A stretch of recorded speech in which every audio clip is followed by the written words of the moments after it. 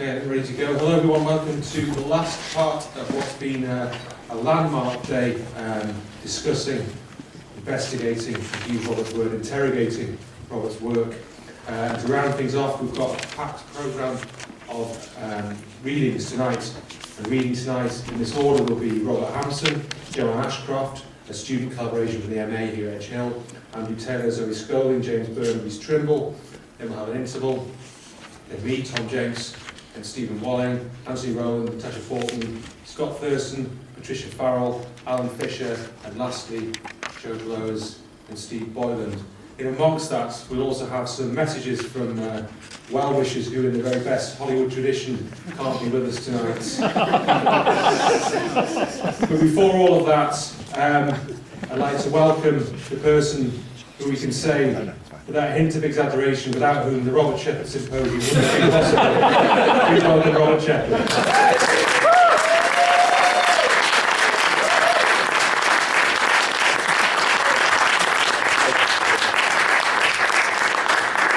Thank you. I'd like to very quickly thank the people who've made today possible. James Byrne, particularly his committee, Joanne Ashcroft, Tom Jenks, Christopher Madden, and not forgetting the intern, Isabelle.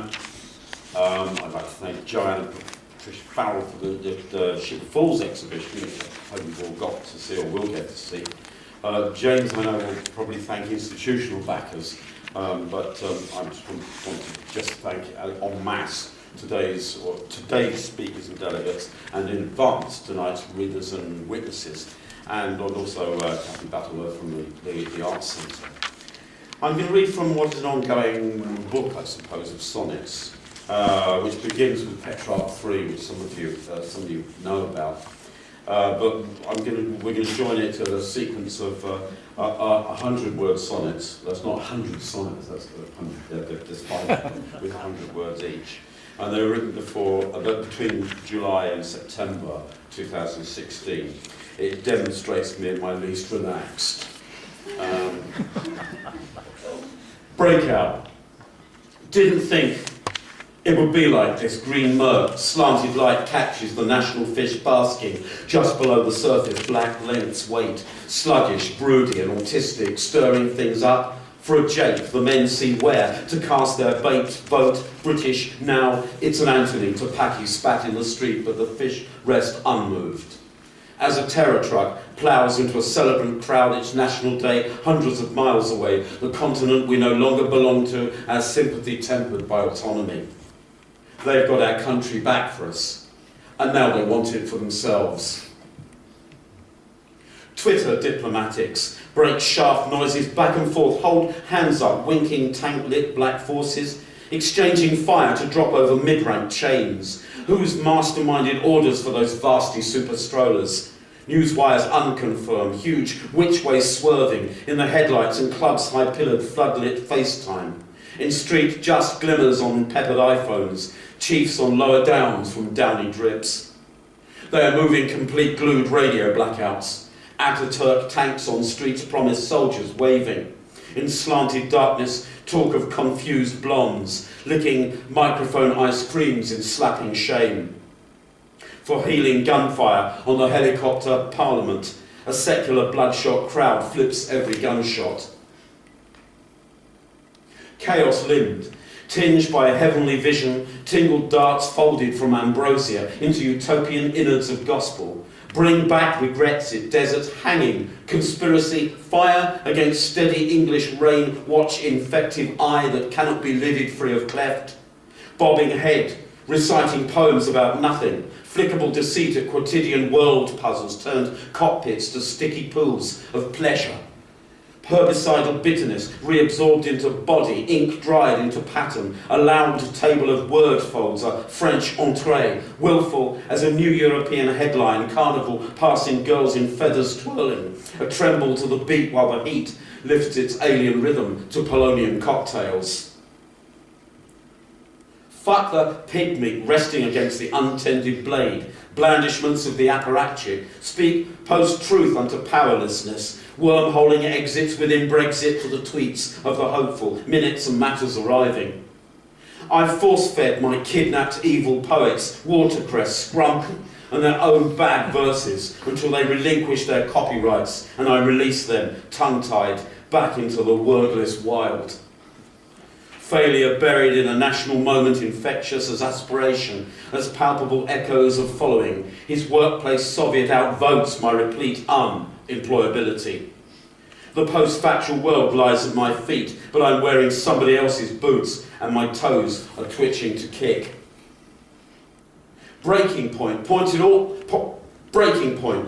out, they all broke out of wisdom into classic bureaucratic Disgrexit data and cobweb dusters thick with Londonism, sneeze the briggering, actioned by our slippy doggy doo-doos. Micro-drone and Sphericam catch the pinched elegance, cranes swing over procurement and Calais searchlights. Polyglot, polymaths, taxa multilingual driver uncertainty outweighs expertise they happy hour to him. Wriggling out of clown suits while off-site unicorns gallop offshore, patriots pencil conspiracy in booths or coin Puritan Corbynista temperance tempers, bumpily depicting rammed roundabouts with no exits. Lorries at the border queue for inspection. My passport to Ealing has been rescinded. By contrast, mirroring my Petrarch explorations, I'm currently writing a sequence that's based on Sir Thomas Wyatt's translations of Petrarch, which are in fact the first English sonnets sorts of translations. And the speaker of the sequence is not sure whether he's Wyatt, poet, diplomat for Thomas Cromwell and Henry VIII, or he's a modern political advisor working for Boris Johnson, or he's a spy. He's not entirely commendable. This is me quite relaxed and I hope quite humorous. And there's a poem to start with, which is an introduction to it, and then I move into my versions of Wyatt, Petrarch, Boris. It's called Hap, Understudies of Thomas Wyatt's Petrarch. Perhaps a mishap. Inside the poem is another poem. Inside that, another. The SS guards stoop to pat the lager hound. You hate the poem, its logic, its symmetries. Somewhere, someone is giving birth on an oily rag. They've taken a convoy of Mercedes to visit the ruins, the diktats of a lasting peace, the master plan. Inside the plan is another plan. You're running through the forest with a stolen hard drive.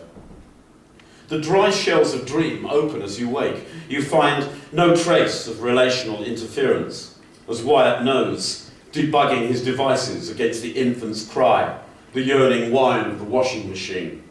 On the commute from Kent, he scopes the news, the fisted spider that dissembles as a berry, one side ripening, the other rotting. In the poems themselves, really. Hap 1.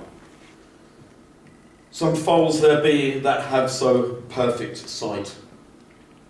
I pull down the blind on the sunny train to shield my eyes, like it's 1948 and I'm some old bird from the firm, deigning to meet my dark mistress in daylight, but settling for some jazz-sweaty basement in Soho again. I blinked at Los Alamos just in time, I'd think, to save my sight and salve my conscience. I signed the official Secrets Act in black and white. But it's 2017, and out of my reverie, I'm up to town to discuss exit strategies with the three jokers. When Boris, swollen and unstable, asked me, is there anything in this Putin-Trump-Brexit business? I'll say nothing when I've meant to say nothing, and I'll leap from the frying pan of my amour propre into the raging fire of his blinding ambition. Hap 2. How oft have I, my dear and cruel foe? I hold my enemies closer than the others, and that includes you, my dear, as we negotiate exits from our customs union. I bow, and I scrape the floor of your bejewelled boudoir with my silvery tongue. This could end up with my vital organs dripping lard, packed in attaché cases and dumped in the Thames, or me zipped up, neatly folded whole in a holdall by an attaché from the Russian embassy. Call that. I'll face this exile, banishment to Kent, holed up alone all winter in a dead resort, a sort of spy, bleaching my backstory to a blank sheet, fresh start. I'd watched Trump's inauguration on a black and white telly, his thumbs swollen with promises, up. Your pain is not my gain, even those backstabbing Tories dubbed this a lose-lose scenario. Hat 3, as you can see, they're very close to the original. Hat 3, because I have the still kept for lies and blame. My tongue is rigid, moist in attentive silence, unlike those of slack Brexiteers who promised the riches of the land to a sequacious populace without delivery or deliverance. Wordless, it glistened the down, drifting down from your navel. Your slim leather gloves slapped to the floor of the crowded train, at the feet of a young man who ignores them under his phone. This isn't what we wanted feminism for, stooping, lame. I just wanted the right to an abortion if I were ever raped. Your right could become wrong at the flick of a tongue, and I'd have to stand, hands behind back, tongue tied, beetroot flushed at blatant bloviation, unperfected in my studied Foreign Office sprezzatura, minding my mistress in Camberwell with her proofs of the next Mantell, my wife and kids with a washing machine back in Kent. Watch out for that washing machine. Hat 4. Ever mine hap is slack and slow in coming. Yes, he did actually write those lines, but I didn't rise to them as it were. Whatever happens, happens. Slack comings or stern desire, I'll take it or leave it. She loves me not. These paper jousts of the pastime tiger make brittle kindling for a heartless fire. So snow shall rest unmelting on her black hair. The Atlantic shall drain to leave a grand canyon for our special relationship. The crowded Thameslink south shall be free of her spies crouched behind the sun. Before I shake off this sweat of conspiracy, this fear of wrongful arrest and the rest, I'm as bitter and twisted as Kentish beer. Culpable sweetness covers her whiny secrets. Saccharine wasteland where I build my shanty trust. A refugee camp that I can no longer police, now I arrive. I'm wired up, wired. Anything can happen. Done. Hat 5. Was I never yet of your love grieved? A dead file with your name on it, and mine, could finish me off, just as I'm commissioned to speak in propria persona. No longer aping Petrarch or Plutarch for the first lady. I'm filing a report to frame the second's dark portrait. I'm impelled to dredge the linings of Eurocrats' stomachs, with a posting to Brussels in the last days, should I fail. On the net last night, the umbrella tip might sting my vitals. Don't touch me. I shall persist, though you insist on tears, mine. You're right on rights, the environment nukes, yet you're squawking like one of Trump's tweets in caps. Cause and effect is affected by meta-truths and his dispatches, but you'll only bring the flat or the axe down on your head. You're the last cause of everything I hold dear. Loser. The last three mentioned Reginald Pole, who was a Catholic. Well, he was a sort of Remainer, really, and Henry VIII was a sort of Brexiteer. And Wyatt wanted to prove his loyalty to the king, and he ran around like a furious youth, they said, around, although he was in his mid-30s, trying to kill Reginald Pole, who had this amazing long beard. Okay, right, the Pole ones. And in the second, well, yeah, a bit of rhyming slang, but 16th century rhyming slang of Reginald. Right, hat 6. Caesar, when that the traitor of Egypt. Teresa, when grasped by the tiny hand of the tyrant, presented on a plate the guts of the NHS and smiled as his long red tie tickled his glands, though she sweated beneath a grand's worth of leather trousers unaroused. I jetted transalpine to our European allies with friable promise.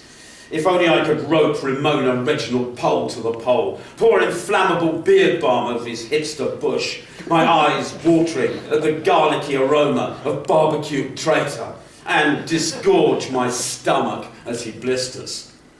Duplicitous spider am I. Her fake furs and my fake news brush smooth and receptive to time and season, debriefing and briefing on fake leather couches. No other way to say this, so I don't. We must quit loving. She grabs me by the man pussy, and I roll over into deceit's thick web. I'll tell anything, promise everything. Hap 7, this is the one with the rhyming slang in it. Love and fortune and my mind rememberer. I'm taking a rap again between these sheets alone, or undercover in Brussels. My mind presents present promise, against the presence of the past, which is expiring faster than my EU passport. When I speak like that, I wish I were dead. I'm out of sorts with love, with you, and the failing pound leaves me out of pocket here after one sour gruz, and, out of my mind, I crank myself up in the middle of the night to rub out my heretic Reginald like a furious youth. Pleasure is a GIF file on repeat, your breast swinging. All I'll bring back from Europe will be re-memories of England. I'll be through these luckless sonnets before we hit the worst. There's going to be 14 of them. My fortunate face peppers with glass, my untrue heart splintered. Iron discipline shatters the one-way mirror during illicit interrogation, its evidence as inadmissible as happiness. Hap 8, and this is my last one tonight, this is the latest, it's probably unfinished. I find no peace and all my war is done. I jet above the world's woolly defence, my hubris clouds over. I have been withdrawn from Brussels, draw no conclusions from the daily hate. I have nothing in my diplomatic bags, yet all of Europe fructifies beneath. I fear I'll be frozen out from Boris, dried out in Frinton again. Love of my country and her loosened my tongue, but now I'm as tight as a berry. I'm unsafe in this safe house, dark space for my dark place. Like Pole's mum on the block, I told him when her head went splat, splat, splat, ha ha. My mind's eyes on Brexit, permafrost, warm words about soft power. I'm the Baptist of a British Anthropocene, the Commonwealth of big data. I love it all, yet my wife loves only the washing machine man, a Pole. I pull the wrong face in the wrong sonnet and it weeps, ha ha. These unreformed pleasures are the causes of my reformation. Her restless eyes, my schadenfreude, Paul Nuttall's degree from Edge Hill.